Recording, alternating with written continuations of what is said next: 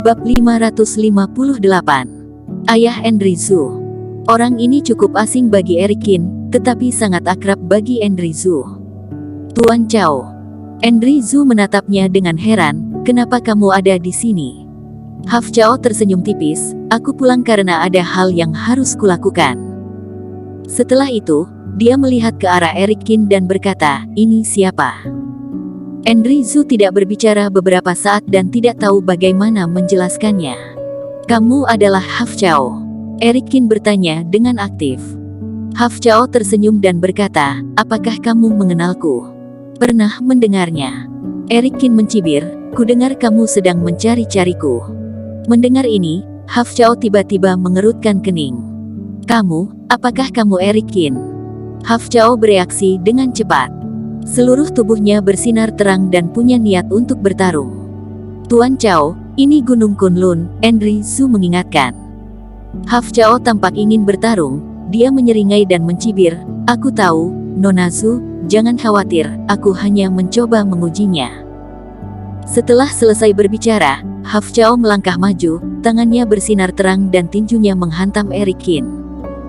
Erikin tidak takut, dia baru saja melangkah ke peringkat keempat Grand Superior Master, dia hanya kekurangan lawan.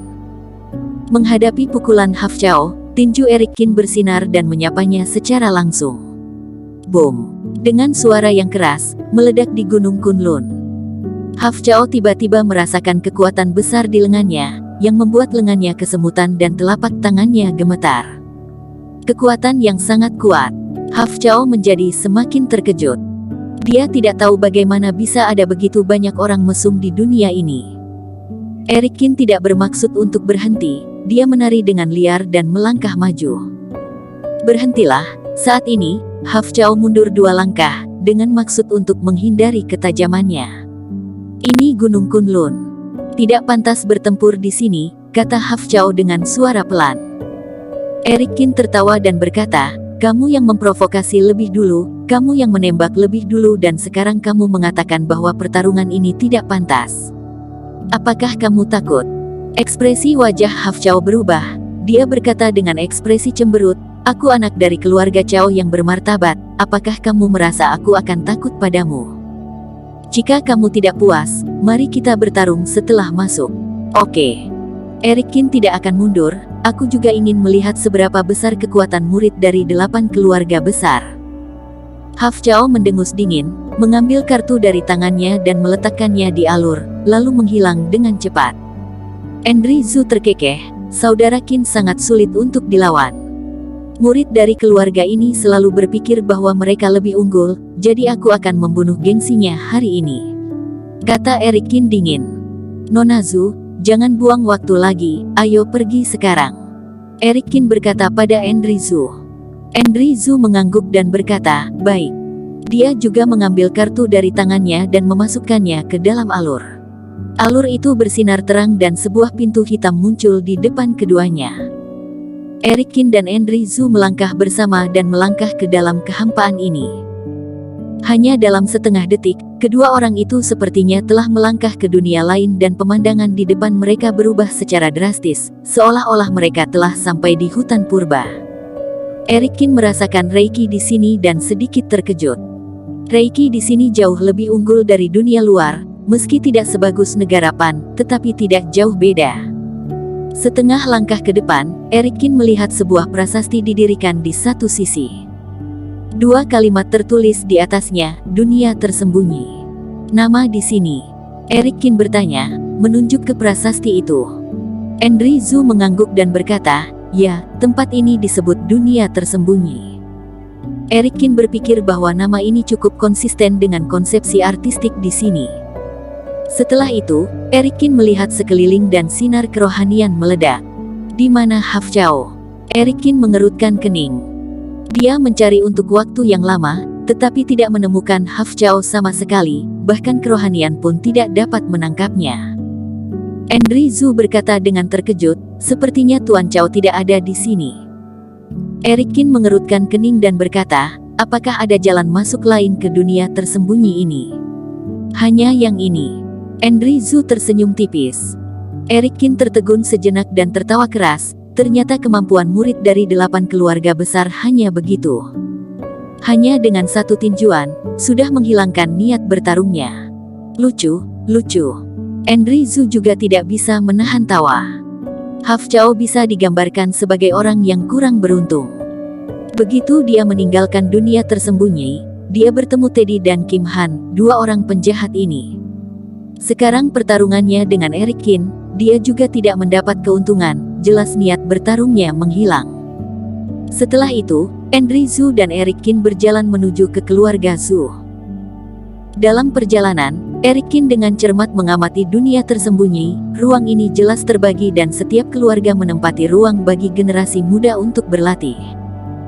Selain itu, tidak ada penghuni lain di sini, artinya, di dunia tersembunyi, semuanya adalah murid dari 8 keluarga besar.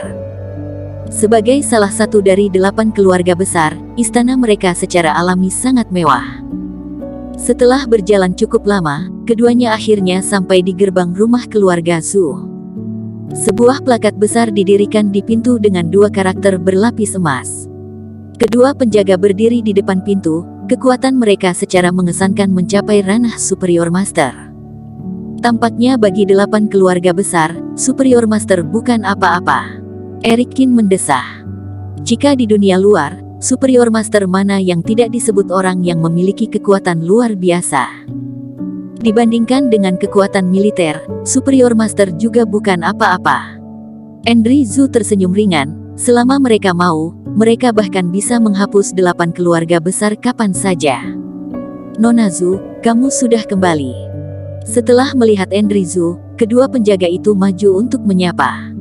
Enrizu mengangguk, lalu memandang Eric Kin dan berkata, "Saudara Kin, silahkan." Dua orang masuk ke rumah keluarga Zhu dan melewati beberapa jalan setapak. Eric Kin dan Enrizu akhirnya tiba di rumah besar yang terletak di tengah. Setelah masuk ke dalam mansion, Enrizu berkata kepada Eric Kin, "Saudara Kin, mohon tunggu." Setelah itu Enrizu berjalan ke ruangan lain. Di dalam ruangan, seorang pria paruh baya yang tinggi dan agung sedang duduk di depan meja. Orang ini adalah kepala rumah, Benson Zhu. "Ayah." Enrizu berjalan mendekat dan memanggil pelan.